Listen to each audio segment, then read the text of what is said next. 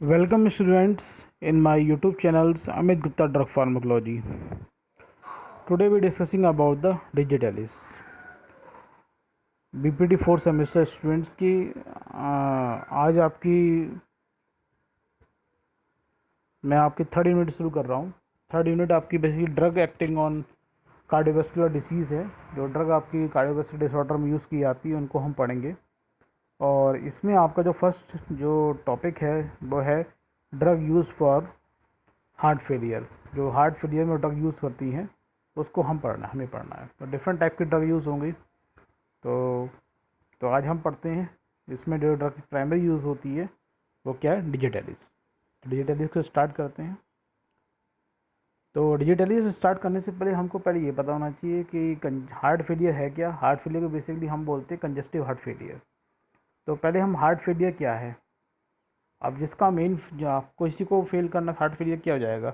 अगर हार्ट का main function क्या है, पंपिंग करना, अगर हार्ट प्रॉपर तरीके से ब्लड पंप नहीं कर पाएगा तो हार्ट क्या हो गया, फेल हो गया।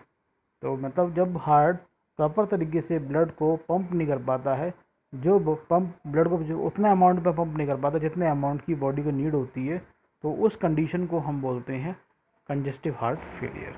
देखते हैं।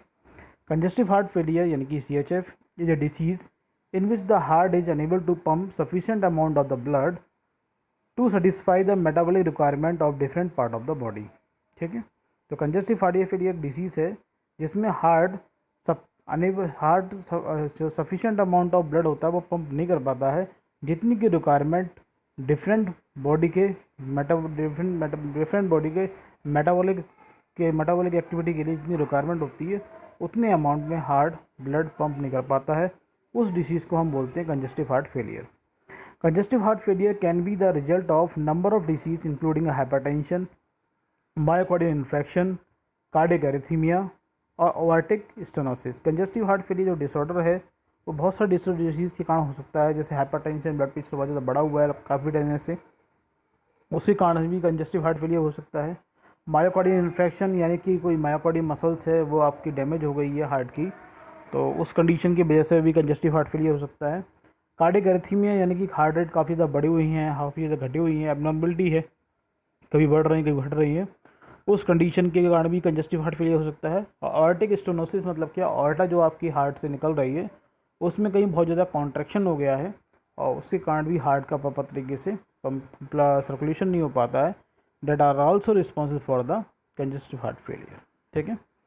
तो मेन फंक्शन क्या है, मेन कारण क्या, कंजस्टिव हार्ट में मेन चीज़ क्या है कि हार्ट प्रॉपर अमाउंट में ब्लड पंप नहीं कर पा रहा है। क्यों नहीं पंप कर पा रहा है, क्योंकि जो हार्ट की मायोकार्डियल मसल्स हैं, मायोकार्डियल मसल्स आपने पढ़ा होगा, एनाटॉमी ऑफ हार्ट में देखा होगा, तो मायोकार्डियल मसल्स जो प्रॉपर्टी होती है कॉन्ट्रैक्ट होने की, वो उतने अमाउंट में कॉन्ट्रैक्ट नहीं हो रही है। जो सिस्टोलिक फेज जो हार्ट की है वो प्रॉपर तरीके से नहीं हो पा रही है, प्रॉपर तरीके से हार्ट के अंदर कॉन्ट्रैक्शन नहीं हो पा रहा है, जिसकी वजह से ब्लड जो है प्रॉपर अमाउंट में, एडिक्वेट अमाउंट में हार्ट से बाहर नहीं निकल पा रहा है।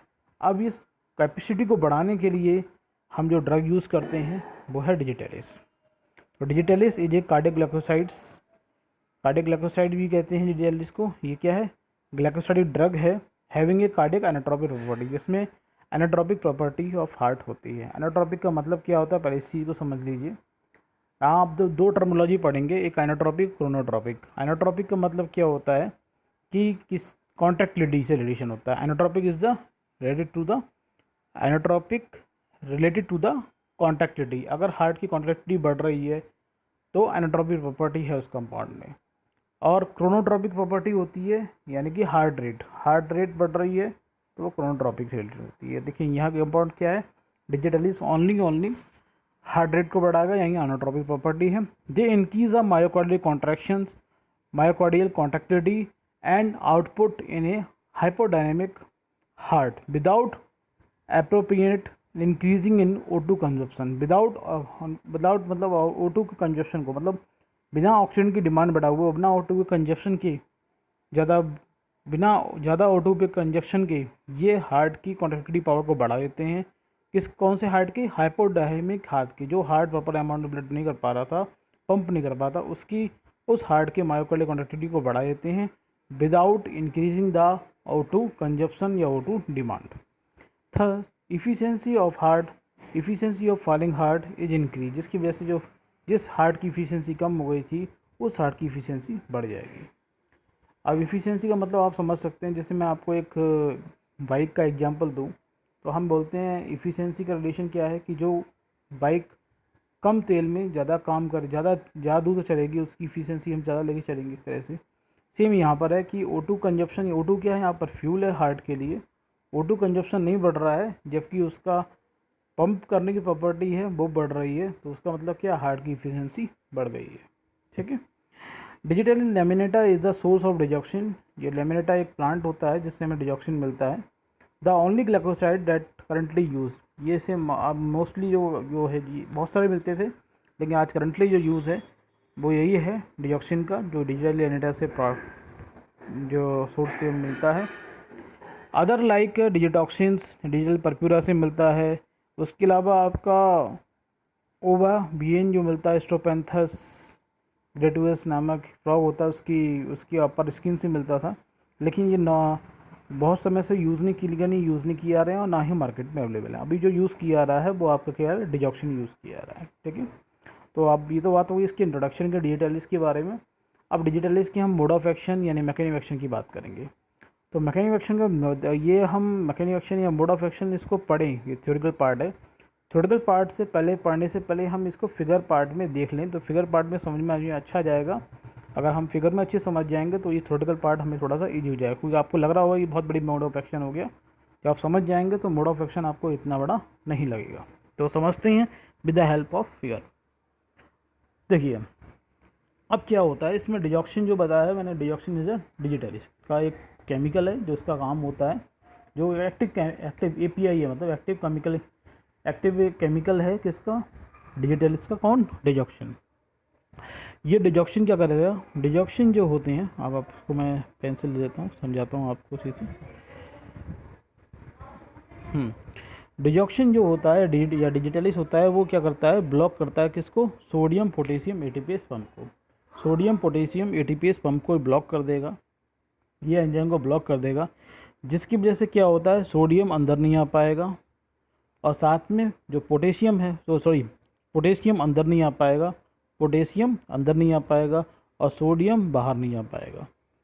जब सोडियम मायोकार्डियल सेल से बाहर नहीं आ पा रहा है तो उसके कारण मायोकार्डियल सेल्स के अंदर क्या होगा, सोडियम का अमाउंट बढ़ जाएगा, सोडियम अमाउंट कंटिन्यू बढ़ता चला जाएगा। अब सोडियम अमाउंट कंटिन्यू बढ़ता चला जाता है तो ये सोडियम का कंटिन्यू बढ़ता हुआ अमाउंट यानी higher concentration of sodium in the myocardial cells, ये अफेक्ट करती है किसको, सोडियम कैल्शियम को ट्रांसपोर्ट को, यानी ये इसको नेगेटिव फीडबैक देगी को सोडियम पोटेशियम को ट्रांसपोर्ट को। कौन, ये देता है आपको सोडियम पोटेशियम को ट्रांसपोर्ट को नेगेटिव फीडबैक देता है, ये सोडियम जो बड़ा हुआ सोडियम है ये नेगेटिव फीडबैक देगा, इसके लिए नेगेटिव फीडबैक देगा। यानी कि क्या है, अब ये डिपेंड किस पे करता है, जो सोडियम और कैल्शियम को ट्रांसपोर्ट है वो डिपेंड करता है, अगर हायर कंसनट्रेशन इसके अंदर बनी हुई है, जब ये बाहर नहीं आ पा रहा है सोडियम तो सोडियम कंसनट्रेशन हायर बनी हुई है अंदर मायोकार्डियल सेल्स के अंदर। अब हायर कंसनट्रेशन की वजह से ये सोडियम अंदर नहीं आएगा, सोडियम जब अंदर नहीं आएगा तो ये कैल्शियम बाहर नहीं जाएगा, तो कैल्शियम बाहर नहीं जाएगा और कैल्शियम बाहर नहीं जाएगा तो कैल्शियम कंसनट्रेशन क्या होगी, हार्ट के अंदर, हार्ट सेल के अंदर, मायोकार्डियल सेल्स के अंदर बढ़ती चली जाएगी। और मायोकार्डियल सेल्स के अंदर कंसनट्रेशन बढ़ने के कारण क्या होता है, हायर अमाउंट ऑफ कैल्शियम की वजह से क्या होते हैं, ये जो होता है हायर कंसंट्रेशन कैल्शियम इस रिसेप्टर को एक्टिवेट करेगा, जिससे सर्कुलोप्लाज्मिक रेटिकुलम से भी कैल्शियम बाहर निकलने लगेगा। और higher amount of calcium responsible for the troponin को एक्टिवेट कर देता है, ट्रोपोनिन प्रोटीन के लिए। और ट्रोपोनिन प्रोटीन से आपको पता है कि ट्रोपोनिन एक्टिन ट्रोपोनिन प्रोटीन की वजह से क्या होता है, मायोकार्डियल कॉन्ट्रैक्शन होता है। ठीक है, आपको पता होना चाहिए जब कैल्शियम का अमाउंट बढ़ेगा तभी ट्रोपोनिन एक्टिवेट होती है और ट्रोपोनिन जब एक्टिवेट होगी तब एक्टिन और ट्रोपोनिन प्रोटीन एक्टिवेट हो जाएगी, तो एक्टिन मायोसिन प्रोटीन इंटरेक्ट होती हैं जिसकी वजह से मसल्स के अंदर कॉन्ट्रैक्शन होता है। ठीक है, ट्रोपोनिन जब एक्टिवेट होकर एलिमिनेट होती है तो एक्टिन मायोसिन मिलती हैं और उस वजह से कॉन्ट्रैक्शन होना शुरू हो जाता है। इसको मैं दोबारा रिपीट करता हूँ आपके साथ में, देखिए सबसे पहले क्या होगा, मैं दोबारा समझ रहा हूँ, समझ लेना इस चीज़ के लिए। सबसे पहले क्या हुआ, ये आपका ब्लॉक हुआ, इनहिबिट हुआ डिजॉक्शन से, सोडियम पोटेशियम एटीपेज। जब ये इनहिबिट हुआ तो उसके कारण क्या हुआ, पोटेशियम अंदर नहीं आ पाएगा, ठीक है, और सोडियम बाहर नहीं जा पाएगा। ठीक, सोडियम जब बाहर नहीं जाएगा मायोकार्डियल सेल से, तो सोडियम का अमाउंट कंटिन्यू क्या होगा, सेल के अंदर बढ़ता रहेगा। सोडियम का अमाउंट जब बढ़ता रहेगा, बहुत ज़्यादा सेल के अंदर बढ़ गया। यहाँ तक बात क्लियर। अब बात करते हैं इसकी, ये क्या है, NCX जो दिख रहा है आपको, ये क्या है, ये आपका सोडियम कैल्शियम को ट्रांसपोर्ट है, एंटी ट्रांसपोर्ट को ट्रांसपोर्ट है, जिसमें क्या है, सोडियम अंदर आता है और कैल्शियम बाहर जाता है। सोडियम अंदर आता है, कैल्शियम बाहर जाता है। लेकिन सोडियम तभी अंदर आता है जब इसकी, ये डिपेंड करता है कंसंट्रेशन ग्रेडियंट पे। किस पे डिपेंड करता है, कंसंट्रेशन ग्रेडियंट पे। अगर सोडियम के अंदर क्वांटिटी कम होगी, किसके अंदर, मायोकार्डियल सेल्स के अंदर सोडियम क्वांटिटी कम होगी, तभी सोडियम अंदर आता है, और जब सोडियम अंदर आएगा तो कैल्शियम बाहर जाता है। ठीक, लेकिन यहाँ पर क्या है, सोडियम ऑलरेडी बढ़ा हुआ है, इसकी वजह से कंसंट्रेशन ग्रेडियंट जस्ट अपोजिट होने की वजह से क्या होगा, सोडियम अंदर नहीं आएगा। जब सोडियम अंदर नहीं आएगा तो कैल्शियम बाहर नहीं जाएगा। जब कैल्शियम बाहर नहीं जाएगा तो कैल्शियम चैनल खुले हुए हैं, और कैल्शियम चैनल खुले होने की वजह से कंटिन्यू कैल्शियम अंदर आ रहा है, कंटिन्यू कैल्शियम अंदर आ रहा है, और उसकी वजह से कैल्शियम का अमाउंट कंटिन्यू बढ़ता चला जाएगा। और हायर अमाउंट ऑफ कैल्शियम क्या करता है, साइटोप्लाज्मिक रेटिकुलम को स्टिमुलेट कर देता है, एक्टिवेट करता है, जिससे जो साइटोप्लाज्मिक रेटिकुलम में जो कैल्शियम स्टोर है वो भी बाहर निकल जाएगा और ज़्यादा कैल्शियम बढ़ जाएगा। और जब इतना अमाउंट ऑफ कैल्शियम बढ़ जाता है कि वो डीपोलराइजेशन के ड्यूरेशन में ट्रोपोनिन प्रोटीन को एक्टिवेट करके उससे एलिमिनेट कर देता है। और जब ट्रोपोनिन प्रोटीन जब अलग हो जाती है एक्टिन मायोसिन सरफेस से, तो क्या होता है, एक्टिन मायोसिन इंट्रैक्शन होता है, जिसकी वजह से मसल्स के अंदर कॉन्ट्रैक्शन होता है। ये तो आपको पता ही है कि जब तक सेल के अंदर कैल्शियम कंसनट्रेशन जब हायर नहीं होगी तो ट्रोपोनिन प्रोटीन हटेगी नहीं, और एक्टिन मायोसिन इंट्रैक्ट नहीं होंगी तो मसल्स के अंदर कॉन्ट्रैक्ट नहीं होगा। जब कैल्शियम बढ़ने से क्या होगा, ट्रोपोनिन एक्टिवेट हो जाती है और मायोकार्डियल मसल्स के अंदर कॉन्ट्रैक्शन इंड्यूस हो जाता है। तो ये आपकी हुई पूरी मोड ऑफ एक्शन। अब इसको हम पढ़ लेते हैं।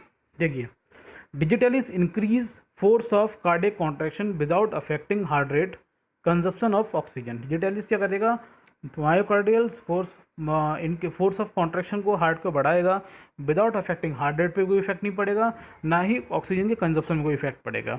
It selectively bind to the extracellular face of membrane associate sodium potassium ATPase of myocardial fibres या myocardial cells and inhibit this enzymes. अब ये क्या करेंगे, सोडियम पोटेशियम एंजाइम को ये इनहिबिट कर देते हैं। ठीक है, अब नेक्स्ट में देखते हैं, inhibition of this cation pump, जो सोडियम पोटेशियम में पंप हुआ वो इनहिबिट हो गया, result in progressive accumulation of sodium इंट्रासेलुलरी।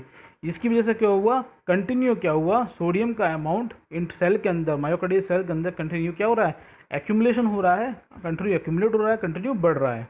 अब higher concentration of sodium ion increase the intracellular calcium ion accumulation. अब सोडियम आयन के हायर कंसंट्रेशन होने के कारण क्या होता है, कैल्शियम आयन का एक्यूमुलेशन भी मायोकार्डियल सेल के अंदर होने लगता है। क्यों, because higher concentration of sodium ion indirectly affect sodium calcium exchange pump और को transport.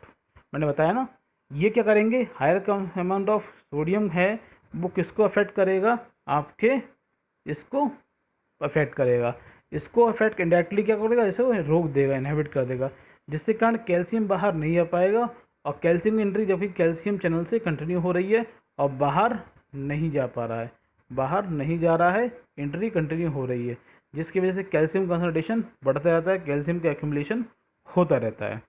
So increase the cytosolic calcium concentration, so increase the cytosolic calcium concentration बढ़ जाती है ड्यूरिंग डीपोलराइजेशन। जब डीपोलराइजेशन होगा, अब डीपोलराइजेशन के बारे में आप कहोगे तो मैं बाद में बताऊंगा चीज़ें, क्योंकि आपको ये सब चीज़ें एनाटॉमी फिजियोलॉजी में पढ़ाया होगा, मैडम ने किसी ने पढ़ाया हो जो आपको, तो ये चीज़ें वहाँ पर आपको क्लियर कॉन्सेप्ट करना होगा। अगर वहाँ क्लियर कॉन्सेप्ट नहीं तो एक बार ऐसे देख लेना, डीपोलराइजेशन क्या होता है, रिपोलराइजेशन क्या होता है। ठीक है, रिपोलराइजेशन 3 टर्म होती है, डीपोलराइजेशंस, रिपोलराइजेशंस, ठीक है, और ये तो इन सब टर्मिनोलॉजी को देख लेना क्या होता है। डीपोलराइजेशन जब होता है उसमें जब सोडियम आयन अंदर आना शुरू होती है तो डीपोलराइजेशन होता है, और सोडियम जब अंदर आते हैं तो एक निश्चित पोटेंशियल जो डेवलप हो जाता है, तो उस कंडीशन में मैक्सिमम पोटेंशियल होता है जब कैल्शियम की एंट्री होना शुरू हो जाती है। तो वही डीपोलराइजेशन है। During depolarization calcium ion enter the cells and drive by higher calcium gradient through the voltage sensitive L type calcium channel. और डीपोलराइजेशन दूरी में क्या होता है, कैल्शियम की एंट्री सोडियम सेल के अंदर होने लगती है by the L type calcium channel के थ्रू। ठीक है, जैसे हो रही थी, आप देख रहे थे यहाँ हो रही है, ये हो रही है। फिर क्या होता है, this trigger release of large amount of calcium store in sarcoplasmic reticulum through the ryanodine calcium channel 2। अब ये क्या करता है, हायर अमाउंट ऑफ कैल्शियम जब स्टोर अंदर पहुंच जाता है तो इसकी वजह से क्या होता है, सर्कोप्लाज्मिक रेटिकुलम से भी स्टिमुलेट हो जाता, ट्रिगर कर देता है, स्टार्ट कर देता है रिलीज ऑफ कैल्शियम होने के लिए। किसके थ्रू, राइनोडिन कैल्शियम चैनल के थ्रू इस सर्कोप्लाज्मिक रेटिकुलम से कैल्शियम बाहर आने लगता है। ठीक है, अब जब बहुत ज़्यादा, जब यहाँ से भी कंटिन्यू बाहर आ रहा है, यहाँ भी एक्यूमुलेट हो रहा है, तो कैल्शियम अमाउंट बहुत ज़्यादा बढ़ता चला जा रहा है। और कैल्शियम का अमाउंट बहुत ज़्यादा बढ़ जाता है, साइटोसोलिक कैल्शियम लार्जली इंक्रीज, बहुत ज़्यादा बढ़ जाएगा। तो ये ट्रिगर करता है contraction by activating the troponin C protein on myofibril. Myofibril के ट्रोपोनिन प्रोटीन को एक्टिवेट करेगा, और एक्टिवेट करने से एक्टिन मायोसिन जब फिलामेंट पास में आते हैं और मसल्स के अंदर कॉन्ट्रैक्शन, हाईली कॉन्ट्रैक्शन जनरेट हो जाता है। इस तरीके से फोर्स ऑफ कॉन्ट्रैक्शन हार्ट का बढ़ जाता है और हार्ट बहुत अच्छे अमाउंट में ब्लड को पंप करने लगता है, यानी कार्डियक आउटपुट इंक्रीज हो जाता है। तो ये मोड ऑफ एक्शन मैं समझ रहा हूँ, अब तो क्लियर हो गया होगा। मैंने बहुत आपको ठीक से समझाया, फिर भी समझ में नहीं आया तो मुझे पर्सनली पूछ लेना। अब बात करते हैं फार्माकोलॉजी एक्शन की। Digitalis enhance the कॉन्ट्रैक्टिव power of myocardial muscles, power of myocardial muscles की बढ़ा देते हैं। It also enhance the force of contraction of heart, जिसकी वजह से फोर्स ऑफ कॉन्ट्रैक्शन हार्ट का बढ़ जाता है। ठीक है, digitalis increase the stroke volume of heart and cardiac output. Digitalis के कारण क्या हो, जो हार्ट का स्ट्रोक वॉल्यूम कम हो गया था, यानी एक हार्ट बीट में जितना ब्लड बाहर निकलता है उसे क्या कहते हैं, स्ट्रोक वॉल्यूम कहते हैं। एक हार्ट बीट में, यानी कि एक हार्ट बीट में जितना ब्लड बाहर निकलता है हार्ट से, that is the stroke volume. लगभग 70 ml होता है। जब स्ट्रोक वॉल्यूम कम हो गया हो तो इस कंडीशन में स्ट्रोक वॉल्यूम बढ़ जाता है। जब स्ट्रोक वॉल्यूम बढ़ेगा तो कार्डियक आउटपुट भी बढ़ जाएगा। कार्डियक आउटपुट क्या होता है, 1 मिनट में जितना हार्ट पंप ब्लड करता है वो क्या, कार्डियक आउटपुट। यानी cardiac output is equal to 60 into stroke volume. तो आप कार्डियक आउटपुट भी बढ़ जाएगा और कार्डियक आउटपुट के साथ साथ स्ट्रोक वॉल्यूम भी बढ़ जाता है। It cause वेसो constriction and total peripheral resistance also increase in normal patient. अगर नॉर्मल पेशेंट की बात करें तो उनकी ब्लड वेसल्स में वेसो कॉन्स्ट्रिक्शन होता है और टोटल पेरिफेरल रेजिस्टेंस बढ़ जाएगा। आप पूछेंगे टोटल पेरिफेरल रेजिस्टेंस क्या है। जैसे कोई पाइप है, पाइप में पानी फ्लो हो रहा है, अब पानी को आगे बढ़ने के लिए भी कुछ रेजिस्टेंस को फॉलो करना पड़ता है। पाइप में पानी आगे बह रहा है, पानी आगे दौड़ेगा, पानी आगे फ्लो होगा, तो फ्लो हो रहा होगा तो उसके विरोध में उसको कुछ रेजिस्टेंस मिलता हो आगे बढ़ने के लिए, कुछ प्रेशर लगाना पड़ता हो आगे बढ़ने के लिए। इसी तरीके से ब्लड हमारे ब्लड वेसल्स में फ्लो हो रहा है, तो ब्लड जो आगे बढ़ने के लिए जो प्रेशर झेलता है, जो रेजिस्टेंस झेलता है, उसको बोलते हैं peripheral resistance.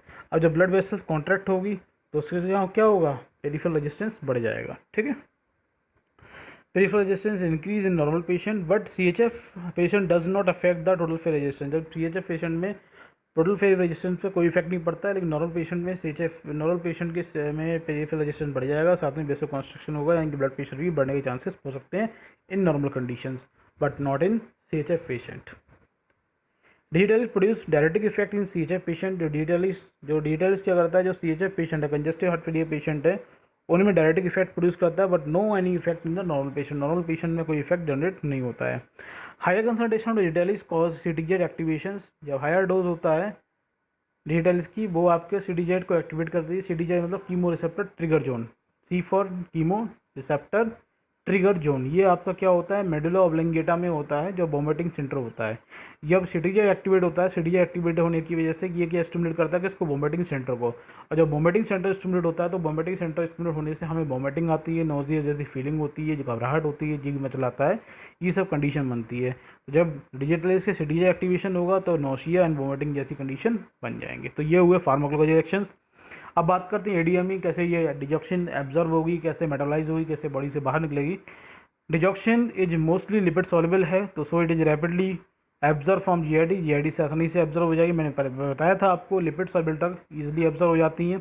Presence of food in stomach delay absorption और डिजेक्शन, अगर फूड के साथ में हम लेते हैं तो ये एब्जॉर्प्शन इसका डिले होगा, इसलिए फूड से हम पहले लें तो अच्छा एब्जॉर्प्शन होगा। Digoxin is primary extended unchanged in the kidney, और किडनी के थ्रू ये अनचेंज होकर बाहर निकल जाती है, इसका एक तरह से मेटाबोलाइज नहीं होती है। एडवर्स इफेक्ट इसके बहुत सारी हैं, एनोरेक्सिया है, नोजिया है, वॉमिटिंग है, एब्डोमिनल पेन है, are usually reported first due to the gastric irritation. जब गैस्ट्रिक इरिटेशन होगी तो एनोरेक्सिया भी होगा। एनोरेक्सिया मतलब क्या है, कुछ खाने पीने की इच्छा ना होना, इंडाइजेशन टाइप का हो जाना। नोजिया वॉमिटिंग समझते हैं, एब्डोमिनल पेन समझते ही हैं। क्यों हो रहा है ये सब, गैस्ट्रिक इरिटेशन की वजह। जब डिजिटलिस हम खाते हैं लेते हैं तो हमारे पेट में म्यूकोसा में गैस्ट्रिक इरिटेशन के कारण ये सब चीज़ें होती हैं। Almost every type of arrhythmia can be produce by large dose of digital, और डिजिटलिस हम किसी भी पेशेंट को दे रहे हैं और कंटिन्यू लॉन्ग टाइम तक देंगे तो हर टाइप की एरिथीमिया होने के चांसेस बढ़ जाते हैं। तो ये आपका इसके तो एडवर्स इफेक्ट हो गए। आप कंट्राइंडिकेशन की बात करेंगे, किस पेशेंट को हम अवॉइड करना है, किसको हमें डिजिटलिस नहीं देनी है। It is avoid to the patient of hypokalemia, यानी जिस पेशेंट के अंदर कैलेमिया, हाइपोकैलेमिया मतलब क्या, पोटेशियम की ऑलरेडी ब्लड में कमी है।